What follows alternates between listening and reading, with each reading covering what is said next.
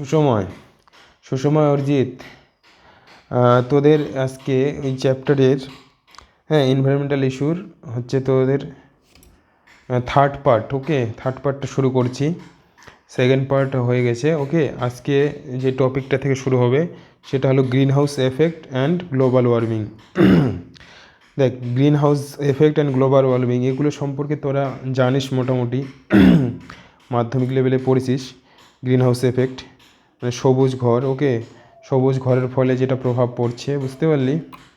And global warming হচ্ছে তার ফলে কী হচ্ছে, গ্লোবাল ওয়ার্মিং হচ্ছে মানে বিশ্ব উষ্ণায়ন যেটা হচ্ছে। অ্যান্ড দেখ এখানে কী বলেছে, the term green house effect has been derive from a phenomenon that occurs in a greenhouse. Have you ever seen the greenhouse? Look, it's like then a small glass house used in the growing plants, especially during winter. ওকে, তাহলে green house যে ঘরগুলো কখন কোন সিজনে ব্যবহার করা হয়? উইন্টারে। In green house the glass panel lets the light in but does not allow heat to escape. Therefore, the greenhouse warm up very much like inside and a car that has been parked in sun for a few hours. The greenhouse effect is a naturally occurring phenomenon that is responsible for heating of Earth's surface and atmosphere. You would be surprised to know that without greenhouse effect, the average temperature at surface of Earth would have been a chilly -18 degree Celsius rather than the present average of 15 degree Celsius. ওকে, দেখ তো green হাউসে যে সবুজ ঘরটা actually western কান্ট্রিগুলোতে ব্যবহার করা হয়। ওকে, মানে প্লান্টকে গ্রো করার জন্য একটা ছোট্ট কাচের ঘর, বুঝতে পারলি। তো বিশেষ করে উইন্টার সিজনে তো এটা দিতে পারে, মনে রাখবি। তো দেখ এই গ্রিন হাউসের ফলে যে কী হচ্ছে, পৃথিবীর টেম্পারেচারটা কী হচ্ছে, বাড়ে, টেম্পারেচারটা বেশি থাকে। ওকে, অ্যাভারেজ টেম্পারেচার এটা তো পৃথিবীর আবার এই যদি গ্রিন হাউস প্রভাবটা না হতো তাহলে যে পৃথিবীর অ্যাভারেজ যে টেম্পারেচার পৃথিবী পৃষ্ঠের, ওকে, সেটা হচ্ছে কমে যেত, বুঝতে পারলি। পৃথিবী প্রায় কী হচ্ছে -18 ডিগ্রি সেলসিয়াস কম টেম্পারেচার থাকতো, মানে -18 ডিগ্রি সেলসিয়াস টেম্পারেচার হতো গ্রিন হাউস গ্যাসগুলো না থাকলে। ওকে, মানে কারণ পৃথিবী পৃষ্ঠের অ্যাভারেজ টেম্পারেচার এখানে 15 ডিগ্রি সেলসিয়াস, 15 থেকে 20, ওকে 15 ডিগ্রি সেলসিয়াস দিয়েছে। তো 15 ডিগ্রি না হয়ে কত হতো, -18 ডিগ্রি সেলসিয়াস হতো। তাহলে ভাব 18 ডিগ্রি সেলসিয়াস হলে, -18 ডিগ্রি সেলসিয়াস হলে তাহলে আমরা কেউ আর থাকতে পারতাম না। ওকে, হ্যাঁ, in order to understand the, তো গ্রিন হাউস গ্যাস দরকার। ওকে, কিন্তু অত্যাধিক পরিমাণে কি আবার সেটা কী হচ্ছে, গ্লোবাল ওয়ার্মিং ঘটাচ্ছে। Okay, in order to understand the green house effect is necessary, এটা দরকার, কিন্তু দেখ এখানে বলছে to know fate of the energy of sunlight that reaches outer most atmosphere, এটা সূর্যের আলো আসছে পৃথিবী পৃষ্ঠে, clouds and gases reflect about 1/4 of the incoming solar radiation. দেখ বলছে যে সূর্যের যে রশ্মিটা সেটা হচ্ছে মেঘে এবং গ্যাসের যে অন্য গ্যাস যেগুলো ভেসে আছে সেগুলোতে রিফ্লেক্ট হয়ে, প্রতিফলিত হয়ে প্রায় 1/4 হচ্ছে সোলার যেটা ইনকামিং আসছে হচ্ছে ইয়েতে পৃথিবীপৃষ্ঠে, and absorb some of it, but almost half of incoming solar radiation fall on earth surface heating it. এর মধ্যে আবার অর্ধেকটা হচ্ছে অ্যাবজর্ব হয়ে যাচ্ছে, আর হলো অর্ধেকটা হচ্ছে পৃথিবী পৃষ্ঠে আসছে, পৃথিবী পৃষ্ঠকে কী করছে, গরম করছে। অ্যান্ড হোয়েল এই small portion is reflected back, কিছুটা অংশ আছে ব্যাক রিটার্ন করে যায়, ব্যাক হয়ে যায়। And earth surface re-emit heat in the form of infra radiation. আচ্ছা, যেটা ব্যাক করে যায়, দেখ আর্থ সারফেস থেকে যে রি-ইমিট হয়ে যায়, পুনরায় যেটা নির্গত হয়, মানে পৃথিবী পৃষ্ঠ যেটা হচ্ছে রেডিয়েট করে, হিটটা যেটা ইমিট করে, ওকে বের করে, সেটাকে কী হিসাবে, কোন ফর্মে, ইনফ্রারেড রেডিয়েশন, ভেরি ইম্পর্টেন্ট। ওকে, এটা মনে রাখবি, infrared radiation, but parts of this does not escape into space as a atmospheric gas. কিন্তু এটাই যে ইনফ্রারেড যে রেডিয়েশনটা পৃথিবী থেকে যেটা বের হচ্ছে, ওকে, সূর্য থেকে, দেখ সূর্যের আলো এসে পড়লো কোথায়? পৃথিবী পৃষ্ঠে। পৃথিবী পৃষ্ঠে এসে আলো পড়লো, পৃথিবীকে কী করলো? গরম করলো। এবং পৃথিবী থেকে কী হচ্ছে, যেটা ইমিট হয়ে যাচ্ছে, বের হচ্ছে পুনরায়, সেটা ইনফ্রারেড রেডিয়েশন হিসেবে। এবং এর যে এটা কি করছে, যে বলছে যে এটা হচ্ছে স্কেপ করতে পারছে না, পালাতে পারছে না। কিসের জন্য? যে অ্যাটমসফেরিক যে পরিবেশের যেগুলো বিভিন্ন গ্যাসগুলো আছে, যেমন carbon dioxide, methane, absorb a major fraction of, বলছে যে এগুলো কী করছে? অ্যাবজর্ব করে নিচ্ছে এই ইনফ্রারেড রেডিয়েশনটাকে, অ্যাবজর্ব মেজর পার্ট, ওকে, অধিকাংশ অংশটাই। And the molecules of this gases radiate, আর এই মলিকিউলসগুলো কী করছে? গ্যাসেস কী করছে? রেডিয়েট করছে হিট এনার্জি, এবং সেগুলো কী করছে? পরিবেশে হিট এনার্জি রেডিয়েট করছে। And a major part of which again comes to earth surface, okay, আবার সেটা কী হচ্ছে? এরা পুনরায় আবার কী হচ্ছে? আর্থ সারফেসে চলে আসছে, সেটা বলছে। And thus hitting it up one second, আবার পুনরায় কী হচ্ছে? পৃথিবীপৃষ্ঠ উত্তপ্ত হচ্ছে, বুঝতে পারলি? মানে স্পেসে যেতে পারছে না, শূন্য স্থানে, ওকে, উপরে যেতে পারছে না। তো this cycle is repeating many a Times, তো এই ঘটনাটা কী হচ্ছে? বারবার চলতে আছে, প্রতিনিয়ত মানে প্রতিনিয়ত হচ্ছে, বুঝতে পারলি? তো এর ফলে কী হচ্ছে? The above mention gases, carbon dioxide, methane are commonly known, এই যে কমনলি এদের কী হচ্ছে? গ্রিন হাউস গ্যাস বলা হয় দুটোকে, okay, because they are responsible for green house effect. Increase in the level of greenhouse gases has led to considerable heating of earth, leading to global warming, এই যে green house গ্যাসের level বাড়ার জন্য, ওকে, কী হচ্ছে? Global warming হয়ে যাচ্ছে। And during the past century the temperature of earth, first সেঞ্চুরিতে, যেটা গত শতকে, যেটা টেম্পারেচার কত হয়েছে? Increase 0.6 degree Celsius, okay, most of its during the last. তাহলে দেখ এখান থেকে কোশ্চেন এটা আসে, দেখ এটা মাধ্যমিক লেভেলেই তোরা পড়েছিস। গ্রিন হাউস গ্যাসগুলো যে চারটা, এখানে যে ডায়াগ্রামটা দেওয়া আছে, বুঝতে পারলি? সব থেকে কার্বন ডাইঅক্সাইড দায়ী গ্রিন হাউস এফেক্টের জন্য, 60%, পার্সেন্টেজটা মনে রাখতে হবে, বুঝতে পারলি? এটা সিকোয়েন্স হিসাবে দিতে পারে, কার্বন ডাইঅক্সাইড, তারপর এই ডায়াগ্রামটা দিতে পারে, মিথেন, তারপর হলো কার ভূমিকা বেশি? ক্লোরোফ্লোরো কার্বন, তারপর হলো N2O, ওকে, এটা মনে রাখতে হবে, ওটাই ইম্পর্টেন্ট। তারপর পৃথিবী পৃষ্ঠ থেকে যেটা কি, কোন রেডিয়েশনটা বের হচ্ছে? Infrared radiation, okay, 3 degree. The scientist have believe that, এখানে কিছু নেই।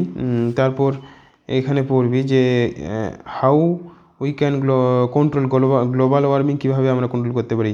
The measure including cutting down use fossil fuel, okay, বলছে যে কাটিং ডাউন মানে কমাতে হবে, যে ফসিল ফুয়েল যেগুলো পেট্রোল ডিজেলের ব্যবহার কমাতে হবে। ইমপ্রুভিং এফিসিয়েন্সি, এনার্জি ইউজ ভালোভাবে করতে হবে। রিডিউসিং ডিফরেস্টেশন, বনভূমিকে মানে গাছকে কাটা কমাতে হবে, ডিফরেস্টেশন কমাতে হবে। অ্যান্ড প্ল্যান্টিং, গাছ লাগাতে হবে। Slowing down the growth of human population, okay, তারপর হচ্ছে হিউম্যান পপুলেশনের কী করতে হচ্ছে? পপুলেশনকে কমাতে হবে, okay. International initiative are also being taken, বলছে ইন্টারন্যাশনাল, আন্তর্জাতিকভাবে ব্যবস্থা নিতে হবে, ওকে। তাহলে এগুলো কিন্তু ইজি জিনিস, কিন্তু কোশ্চিন আসে, বুঝতে পারলি? ইম্পর্টেন্ট। তারপরে হলো তারপরে টপিক হলো ozone depletion and in the stratosphere. তোরা জানিস ওজোন স্তর কোথায় আছে? স্ট্র্যাটোস্ফিয়ারে, ওকে। স্ট্র্যাটোস্ফিয়ারকে বলা হয় গুড ওজোন, আর ব্যাড ওজোন বলা হয় ট্রপোস্ফিয়ারকে। ঝড় তুফান কোথায় হয়? ট্রপোস্ফিয়ারে। স্ট্র্যাটোস্ফিয়ারে হচ্ছে ঝড় তুফান হয় না, জানিস, ওকে। এই যে ব্যাড ওজোন বলা হয় ট্রপোস্ফিয়ার, মনে রাখবি। লোয়ার টেম্পারেচার, আমরা যেটাতে থাকি এটাকে ট্রপোস্ফিয়ার, ব্যাড ওজোন বলে। And that harms plant animal, okay. Good ozone also, this found the upper part of the atmosphere called stratosphere. It acts as a shield absorbing ultraviolet radiation from the sun. দেখ ultraviolet রেডিয়েশনটা যেটা হচ্ছে সূর্য থেকে আসে, সেটা অতিবেগুনি রশ্মিকে কী করে এখানে ওজোন যে স্তরটা স্ট্র্যাটোস্ফিয়ারে থাকে সেটা কী করে শোষণ করে নেয়, খারাপ ইয়েটা অংশটা। UV rays are highly injurious, okay, UV রেসটা খুব ক্ষতিকারক টু লিভিং, ওকে, জীবের ক্ষেত্রে, okay, living organism since DNA protein of living organism preferentially absorb UV rays, যে ডিএনএ আর হলো প্রোটিন বিশেষ করে কী করে এই ইউভি রেসকে শোষণ করে, বুঝতে পারলি? তো এটা শোষণের ফলে বিভিন্ন ধরনের রোগ সৃষ্টি হতে পারে। And its high energy break the chemical bonds within this molecule. আর এই শোষণ করলে এই লাইটটা ওর মধ্যে যে এনার্জি আসে, এই তারপর এই মলিকুলগুলোর মধ্যে কী আছে, বন্ডিং থাকে কি না, বন্ড থাকে, ডিএনএর মধ্যে যে বন্ড আছে কি না, হাইড্রোজেন বন্ড, প্রোটিনের মধ্যে যে পেপটাইড বন্ড আছে, ওকে, সেই বন্ডগুলোকে কী করবে, ভেঙে দেবে, ওকে। এর ফলে বিভিন্ন প্রবলেম সৃষ্টি হবে, বুঝতে পারছিস আমি যেভাবে জিনিসগুলো বুঝাই, আশা করছিস। ডিএনএর মধ্যে বন্ড থাকে, আচ্ছা ডিএনএর চ্যাপ্টারটা যদিও তোদের হয়নি, কিন্তু প্রোটিন তো হয়েছে জানিস, প্রোটিনের মধ্যে কী থাকে, পেপটাইড বন্ড থাকে, সেটাই বলছে যে ওগুলোকে ভেঙে দেবে, okay. And the thickness of the ozone in a column of air from the ground to the top of the atmosphere is measure, okay. আচ্ছা এই থিকনেসটা, যে ওজন স্তরের যে থিকনেসটা মাপা হয় সেই ইউনিটটা হলো ডবসন ইউনিট, ডিইউ। তো এখান থেকে 2-3টা কোশ্চিন আছে। ট্রপোস্ফিয়ারকে ব্যাড ওজন বলা হয়, স্ট্র্যাটোস্ফিয়ারকে গুড ওজন বলা হয়, ওজন স্তর এখানে থাকে, ওকে। তারপর কি ক্ষতি করে ইউভি রেসটা, ওকে। তারপর এটাই আসছিল question, Dobson unit, okay, clear. তারপরে এখানে দেখ ozone gas continuously formed by action of, ozone gas কীভাবে সৃষ্টি হয়, ইউভি রে যে ইউভি যে লাইটটা আসে, ওকে, অতিবেগুনি রশ্মি কার সঙ্গে রিয়াকশন করে, মলিকুলার যে অক্সিজেনের সঙ্গে করে, ওকে, বুঝতে পারলি। তারপর O3 গঠন করে, and also degraded into molecular অক্সিজেনকেও ভাঙে ইন দ্য অ্যাটমসফিয়ার, এই স্তরটাতে। There should be a balance between production and degradation of ozone in the stratosphere. Of late, the balance has been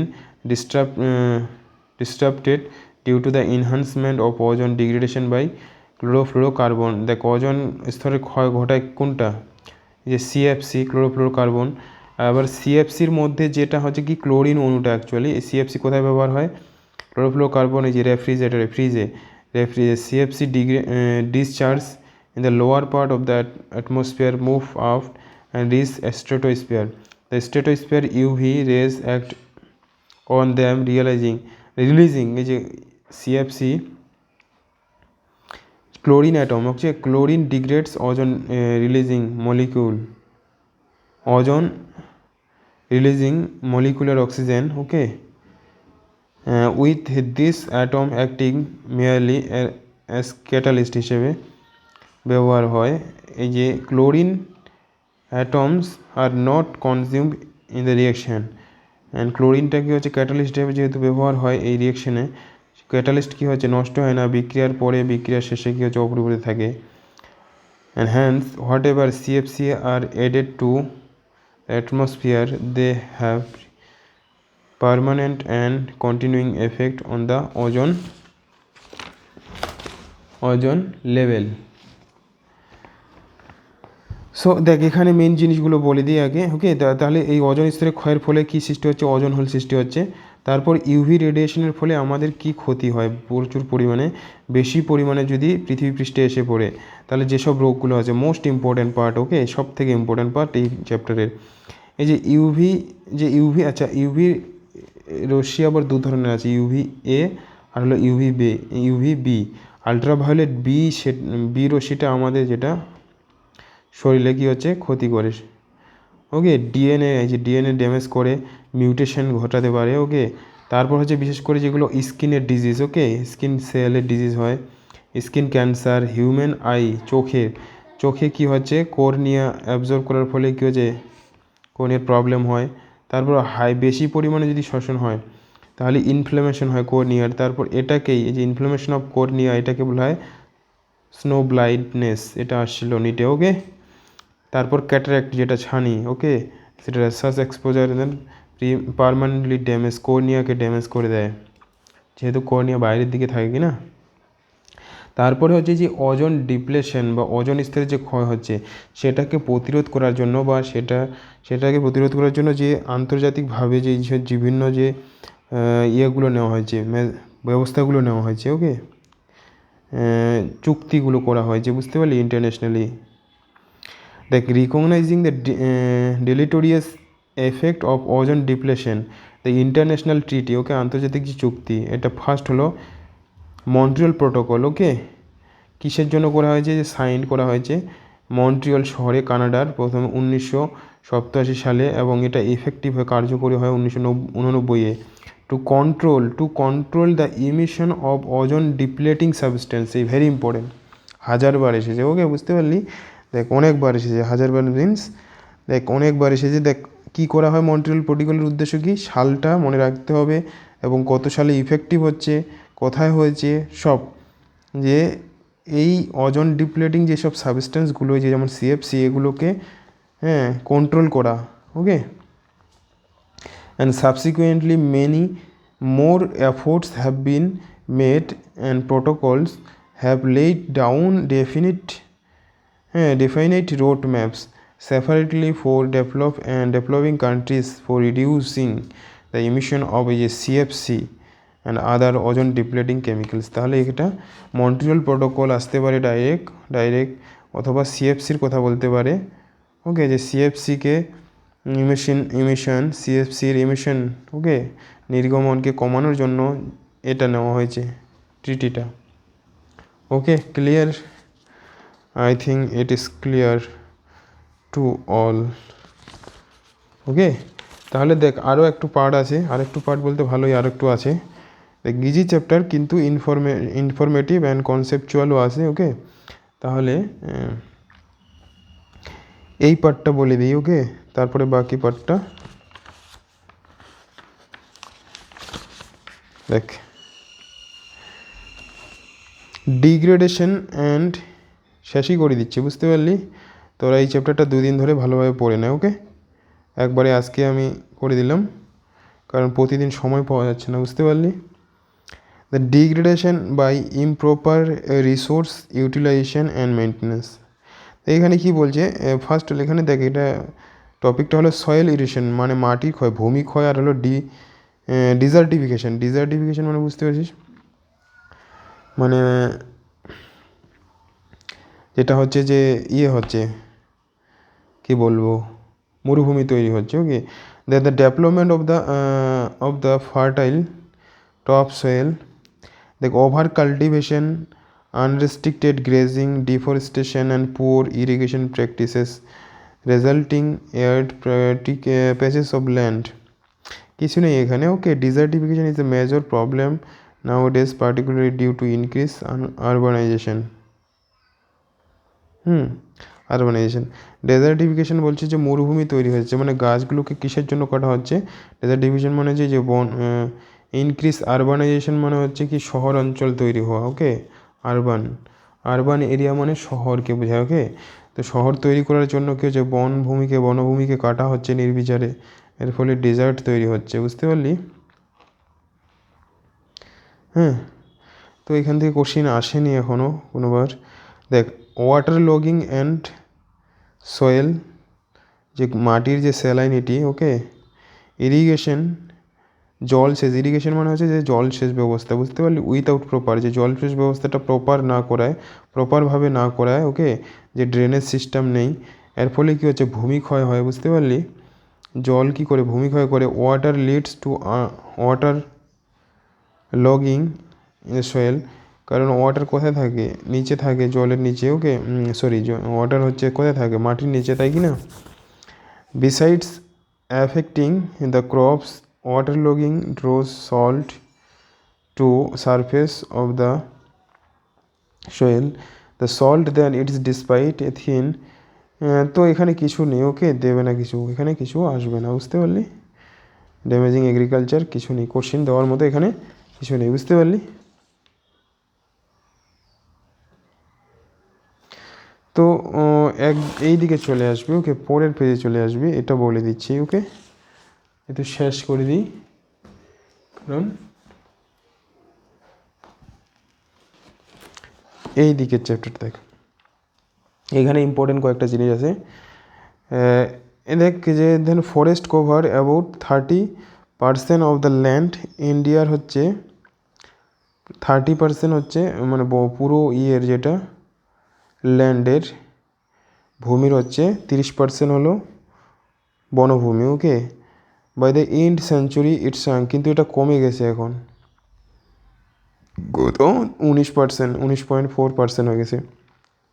national forest policy, যেটা আগেই বলেছি, এটা মনে রাখবি, দিতে পারে। কত সালে হয়েছে ন্যাশনাল ফরেস্ট পলিসি? 1988-তে। কী বলেছে যে ইন্ডিয়া, এটা ন্যাশনাল ফরেস্ট পলিসি বলেছে এই অর্গানাইজেশনটা, যে ইন্ডিয়া হ্যাজ রিকমেন্ডেড, বলছে যে ভারতে 33% ফরেস্ট থাকা দরকার। ওকে, যতটা প্লেন সমভূমি আছে, সমভূমিতে, ওকে প্লেন্স, এটা ইম্পর্টেন্ট, এই জায়গাটা ইম্পর্টেন্ট, কোশ্চেন দিতে পারে। প্লেন্স মানে সমভূমি। ওকে, আর পাহাড়ি অঞ্চলে হলে 67% থাকতে হবে। ওকে, মানে পরিবেশ ঠিক রাখার জন্য, ভালো রাখার জন্য একটা যেটা মিনিমাম থাকতে হয় কি না, সেটা এটা বলেছে, এই মাপটা দিয়েছে। তারপর এই জায়গায় বলবি slash and burn agriculture, commonly call, যে স্ল্যাশ অ্যান্ড বার্ন এগ্রিকালচার, যেটাকে ঝুম কাল্টিভেশন বলা হয়, বুঝতে পারলি?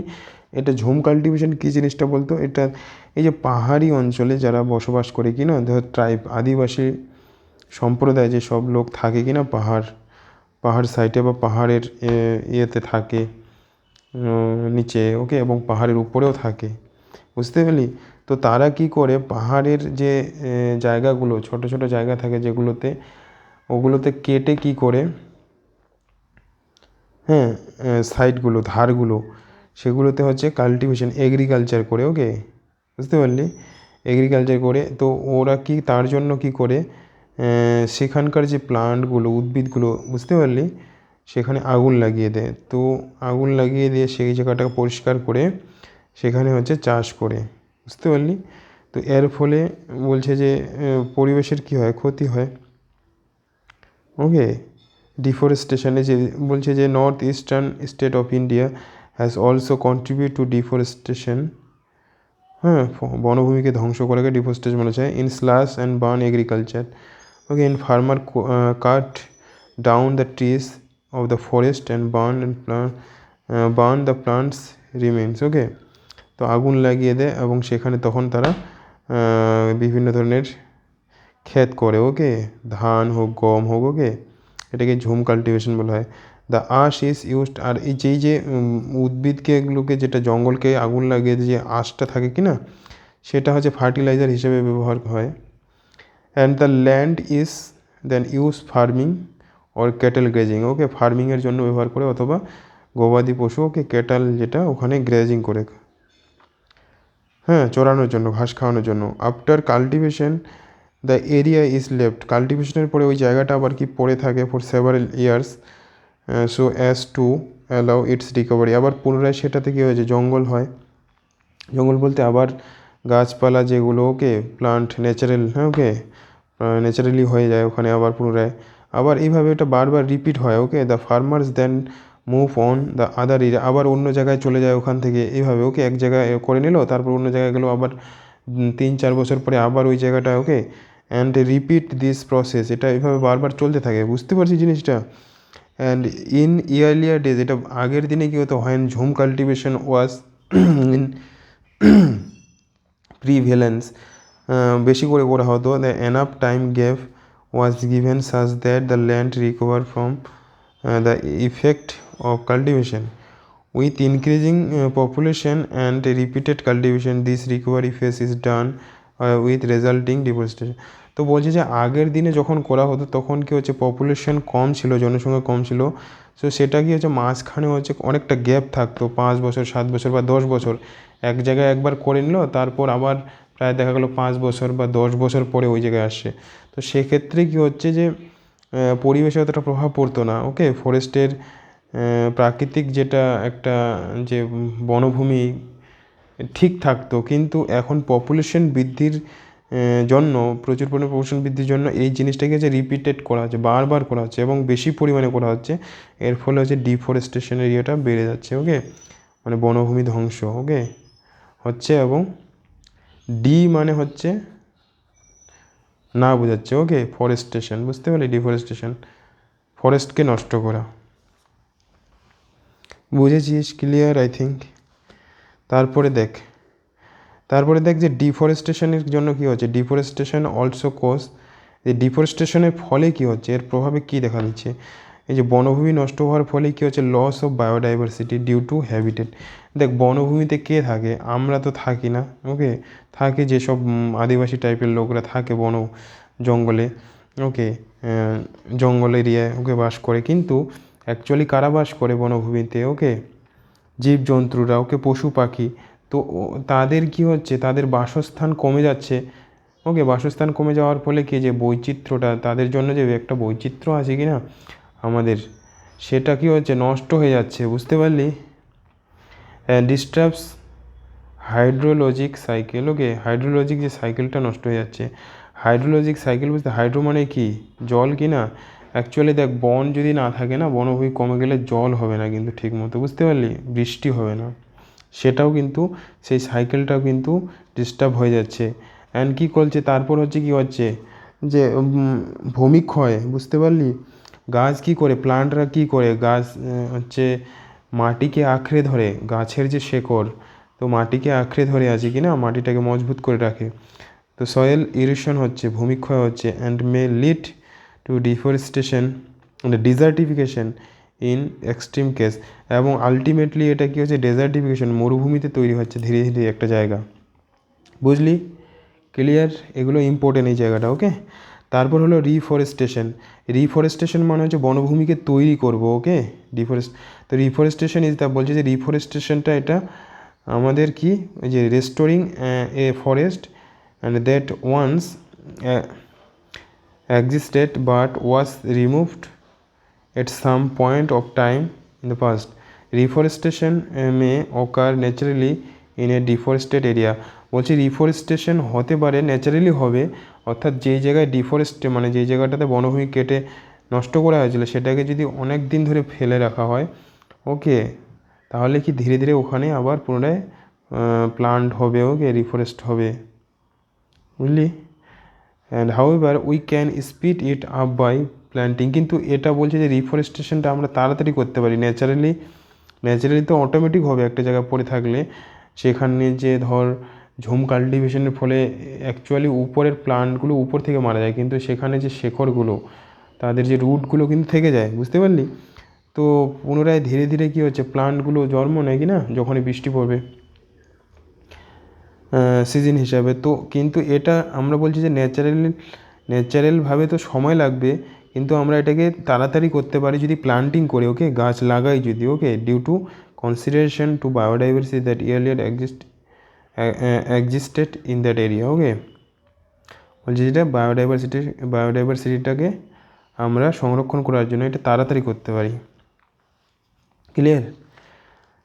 তারপর আরেকটা এখানে লাস্ট দেখ একটা জিনিস এখানে আছে, লাস্ট টপিক, ওকে, এটা বলে দিই, তাহলে তোদের এই চ্যাপ্টারটা শেষই হয়ে যাবে। তোদের 2 দিন সময় দিচ্ছি, তোরা এই চ্যাপ্টারটা ভালোভাবে করে নিবি এবং প্রিভিয়াস ইয়ারের নিটের যে এমটিজিতে যত কোশ্চিন আছে এই চ্যাপ্টার থেকে, ইজি কোশ্চিন, ওকে, সেগুলো প্র্যাকটিস করবি, ওকে।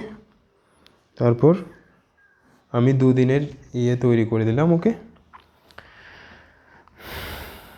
প্রায় আশা করছি তোদের অনেক চ্যাপ্টার হয়ে বায়োলজিটা শেষ হয়ে যাবে 2 মাসের মধ্যে, ওকে। তারপর আমি চ্যাপ্টার ওয়াইজ শুধু কোশ্চিন, ওকে, তখন শুধু চ্যাপ্টার ওয়াইজ যে প্রিভিয়াস ইয়ার কোশ্চিনগুলো আলোচনা করবো, ওকে, এইভাবেই কনসেপ্টগুলো ওইভাবে যদি করতে পারিস তাহলে খুবই ভালো হবে তখন, এবং তোরা যদি ওইভাবে বুঝে পড়বি, ওকে, আমি যেভাবে আলোচনা করব কনসেপ্টগুলো ক্লিয়ার করবি। দেখ এটা লাস্ট একটা টপিক এখানে কি বলছে যে case study people's participation in conservation of forest.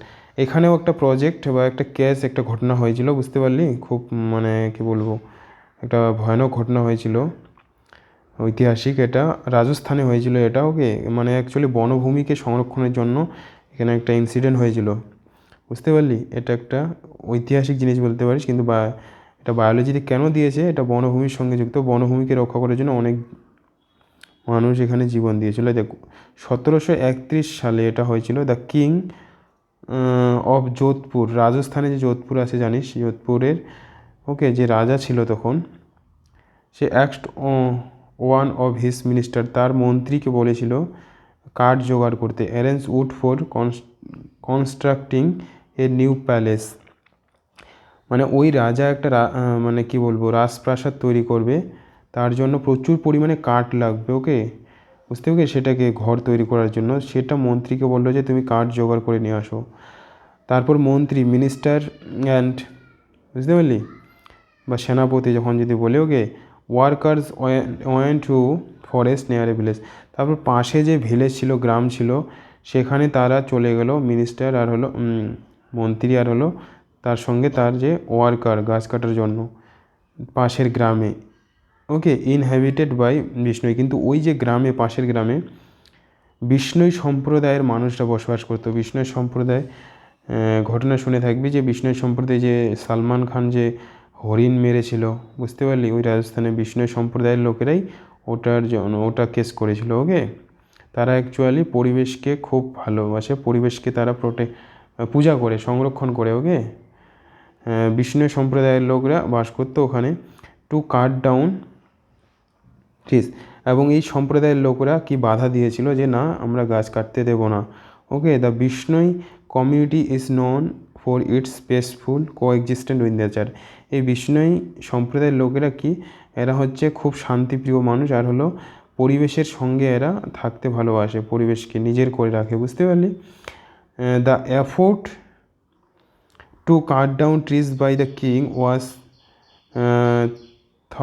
থোয়ার্টেড by Bishnois. Okay, তো কিন্তু রাজা মন্ত্রীকে বলেছে তুমি যেভাবেই হোক না কেন গাছ কেটে নিয়ে আসো। কিন্তু এর জন্য কী হয়েছিল, অ্যাকচুয়ালি ঘটনাটা আমি বলি। তো সেখানে যে একজন বিষ্ণু সম্প্রদায়ের মহিলা ছিল, অমৃতা দেবী। ওকে, সে গাছ কাটার সময় গাছ কিছুতেই কাটতে দেবে না। সে বলেছিল যে গাছ কাটতে হলে আমাকে মেরে তারপর গাছ কাটতে হবে। ওকে, এই মহিলা, ওকে, অমৃতা দেবী যে মহিলা ছিল, ওকে, খুবই সাহসী মহিলা। সে আগে গাছের সামনে গিয়ে দাঁড়িয়েছিল এবং তাকে মেরে দিয়েছিল, বুঝতে পারলি? হ্যাঁ, এই মহিলাকে মেরেছিল এবং তার সঙ্গে যে তার মানে যে ওখানকার গ্রামের যে অনেক লোককে মেরে দিয়েছিল একসঙ্গে, প্রায় অনেকজন লোককে মেরে দিয়েছিল। ওকে, এই গাছ কাটার জন্য শুধু। Okay, exemplary courage the hugging a tree and daring king's man to cut her first. Okay, বলছিল যে তাকে প্রথমে কাটতে হবে গাছ কাটার আগে। Okay, and the tree mattered much more to her than her own life. সে বলেছিল যে গাছ মানে তার জীবনের থেকে, তার জীবনের থেকে গাছের জীবন অনেক বেশি মানে ম্যাটার করে। Okay, much more, tree mattered much more. Okay, actually মানে যদি বড় মন দিয়ে দেখা যায়। ওকে, কিন্তু এখন তো এই ধরনের মানসিকতা খুব কম মানুষের মধ্যেই আছে কি না। তো স্যাডলি বলছি, মানে খুবই দুঃখের ব্যাপার যে king's man did not heed to her pleas, তার কোনো কথা শুনেনি, মহিলার ওই অমৃতা দেবীর কোনো কথা শুনেনি। ওকে, অ্যান্ড তার যে খুবই রিকোয়েস্ট করেছিল two cut down the tree along with, মানে গাছের সঙ্গে সঙ্গে তাকেও কেটে দিয়েছিল। ওকে, অ্যান্ড সে অ্যাকচুয়ালি তার ডেথ হয়ে যায়। হার 3 ডটার্স, এবং তাকে এবং তার 3টা মেয়ে ছিল, বুঝতে পারলি?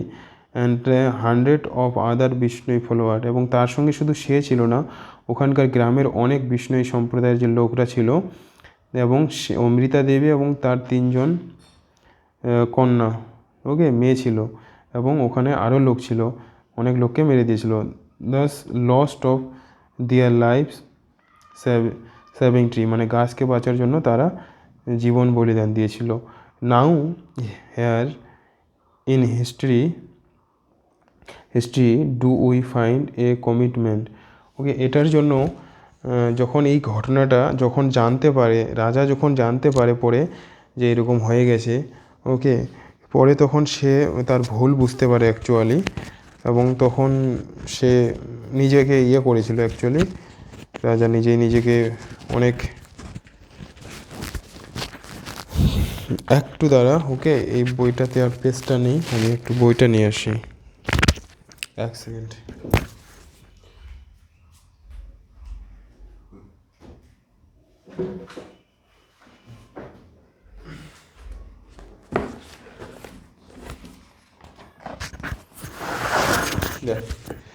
আচ্ছা, এখানে দেখো, ওকে, অ্যাকচুয়ালি রাজা তার ভুলটা বুঝতে পেরেছিল, বুঝতে পারলি? তো এই যে দ্য হ্যাঁ this magnitude when human beings sacrifice their lives for the cause of the environment, the government of India. তারপর এখানে জিনিসটা অনেক বড় এই ব্যাপারটা হয়ে গেছিলো, ওকে। তারপর গভর্নমেন্ট অফ ইন্ডিয়া রিসেন্টলি, ওই ভারত সরকার রিসেন্টলি একটা ইনস্টিটিউট প্রতিষ্ঠা শুরু করে, ওকে, এই অমৃতা দেবীর নামে, তার বলিদানের উপরে, ওকে। একটা অনেক বড় ব্যাপার, ওকে, এটা ভাবলে, ওকে, নিজেরা তো যদি ভাবতে পারিস, ভাব জিনিসটা কত বড়, ওকে, গাছের জন্য জীবন দেওয়া, ওকে। আর Amrita Devi Bishnoi wildlife protection award, একটা ওই মহিলাটার নামে একটা পুরস্কার, ওকে, ন্যাশনাল লেভেলের, যেমন মানে যারা বনকে সংরক্ষণ করবে, হ্যাঁ, পরিবেশ এর উপর যারা বেশি মানে বড় কাজ করবে তাদের এই পুরস্কার দেওয়া হয়। For individuals or communities from rural areas that have শোন extraordinary courage to dedication in protecting wild life, ওই যে যারা এক্সট্রাঅর্ডিনারি কোনো কাজ করবে পরিবেশকে সংরক্ষণ করার জন্য, ওকে, তাদের এই পুরস্কার দেওয়া হয়। Okay, you may have heard of the Chipko. তারপর একটা আন্দোলন হয়েছিল, এটা তো শুনেছি, চিপকো মুভমেন্ট, চিপকো আন্দোলন। এটা হয়েছিল হলো গাড়োয়াল হিমালয়েস, 1974 সালে হয়েছিল। এটা লোকাল ওমেন, সেখানকার যে লোকাল মহিলারা, ওকে, ওমেনরা শোড মানে ইনারমাস সাহস দেখিয়েছিল প্রোটেক্টিং ট্রি, ওকে, গাছকে রক্ষা করার জন্য, ওকে। দ্য এক্স অফ কন্ট্রাক্টরস, মানে কন্ট্রাক্টর যারা গাছ কেটে নিয়ে যাচ্ছিলো তাদের গাছ কাটতে বাধা দিয়েছিল, বুঝতে পারলে, ওখানকার লোকাল মহিলারা। তো people all over the world have acclaimed, হ্যাঁ, চিপকো মুভমেন্টকে স্বীকৃতি দেয় তখন, ওকে। এটা সুন্দরলাল বহুগুণা এই আন্দোলনের সঙ্গে যুক্ত ছিল কি না, পরিচিত, ওকে। ভেরি ইম্পর্টেন্ট কিন্তু এগুলো থেকে মোস্ট ইম্পর্টেন্ট এই চ্যাপ্টারে। Realising the significance of the participation by local communities, the government of India 1980 1980-তে has introduce the concept of joint forest management, যে একটা সংস্থা, ওকে, মানে গভর্নমেন্ট অর্গানাইজেশন, ওকে। এরা কী করে অ্যাকচুয়ালি এইগুলোকে করে, কি বলবো, দেখাশোনা করে, ওকে, জিনিসগুলোকে অ্যান্ড ম্যানেজমেন্ট করে, ওকে, অ্যাকচুয়ালি বনভূমির ব্যাপারটা, okay. And so as to work closely with the local communities for protecting and managing forest, okay. Local যে কমিউনিটি কীভাবে প্রোটেক্ট করবে, ম্যানেজ করবে কীভাবে ফরেস্টকে, in return for their services, okay, the forest and communities get benefit. এবং তারা কীভাবে তারা মানে যেসব কমিউনিটি বনভূমিকে সংরক্ষণ করে এবং তারা বনভূমি থেকে যে বিভিন্ন ধরনের যে বেনিফিশিয়াল জিনিসগুলো পাওয়া যায় কি না, এই যে কী পাওয়া যায়, বনভূমি কী দেয় আমাদের, গাছ, ফ্রুটস দেয়, গাম, রাবার, মেডিসিনাল প্ল্যান্ট থেকে পাই। তো সেগুলো তারা কীভাবে মানে আমরা যেসব লোকাল কমিউনিটি তারা কীভাবে সেগুলো থেকে বেনিফিট পেতে পারে সেগুলো সম্পর্কে এই সংস্থাটা কাজ করে, বুঝতে পারলি। এটা একটা government organisation, okay, joint forest management, government of India এটা শুরু করে। And conserve in a sustainable manner, এবং সেগুলোকে তাদের ভালো উপয়োগ কীভাবে করে দেয় sustainable manner. So very important chapter, okay. তো এগুলো পড়ে নে ভালোভাবে এবং কোশ্চেনগুলো খুব ভালোভাবে প্র্যাকটিস কর 2 দিন ধরে, ওকে। তো আমাদের 2টো চ্যাপ্টার শেষ হয়ে গেলো ইকোলজির, আর 2টো চ্যাপ্টার বাকি আছে। দেখ তাড়াতাড়ি এগিয়ে যাচ্ছে সিলেবাসটা, 2 মাসের মধ্যে শেষ হয়ে যাবে পুরো বায়োলজি, মানে এই মে মাস জুনে শেষ হয়ে যাবে, বুঝতে পারলি। তারপর টেনশন নেই, ফিজিক্স কেমিস্ট্রিও বেশি নেই, তো ভালোভাবে পড় কিন্তু, ওকে। লকডাউনে এখন ফুল এনার্জি আছে, কোনো এক্সট্রা এনার্জি খরচ হচ্ছে না, বাইরে যাওয়া আসা যেতে হচ্ছে না।